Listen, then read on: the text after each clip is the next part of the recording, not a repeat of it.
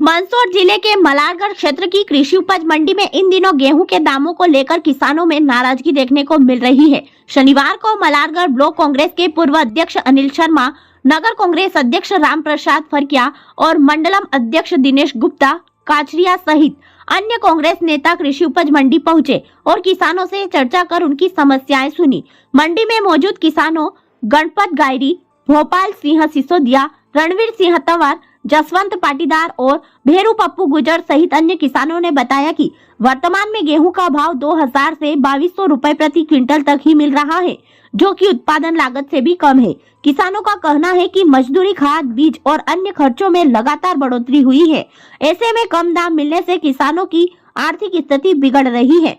किसानों ने बताया कि मजदूर भी गेहूं कटाई के 600 से 700 रुपए तक ले रहे हैं, जिससे लागत और बढ़ गई है। किसानों ने कहा कि गेहूं का न्यूनतम भाव कम से कम 3000 रुपए प्रति क्विंटल होना चाहिए, तभी किसानों को उचित लाभ मिल सकेगा। किसानों ने यह भी बताया कि लहसुन की फसल भी उचित दामों पर नहीं बिक रही है, जिससे लहसुन उत्पादक किसान भी परेशान और निराश है। इस दौरान मलारगढ़ ब्लॉक कांग्रेस के पूर्व अध्यक्ष अनिल शर्मा ने कहा कि केंद्र सरकार की नीतियों के कारण किसानों को उनकी उपज का उचित मूल्य नहीं मिल पा रहा है।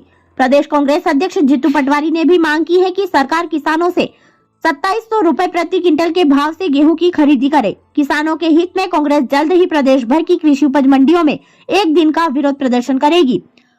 अनिल शर्मा ने विद्युत वितरण कंपनी द्वारा किसानों से की जा रही सख्त वसूली पर भी नाराजगी जताते हुए कहा कि शामगढ़ क्षेत्र में एक गरीब किसान पर 11,000 रुपए बकाया होने पर उसकी बाइक जब्त कर ली गई, जो कि गलत है।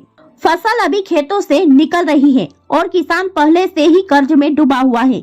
ऐसे समय इस तरह की कार्रवाई उचित नहीं है। जिला कांग्रेस उपाध्यक्ष बाबू मेवाती ने कहा कि खाद, बीज और उर्वरक के दाम लगातार बढ़ रहे हैं, जबकि किसानों की उपज कम दामों में बिक रही है। उन्होंने कहा कि यदि किसानों को उनकी उपज का उचित मूल्य नहीं मिला तो किसान आर्थिक संकट में फंस जाएगा।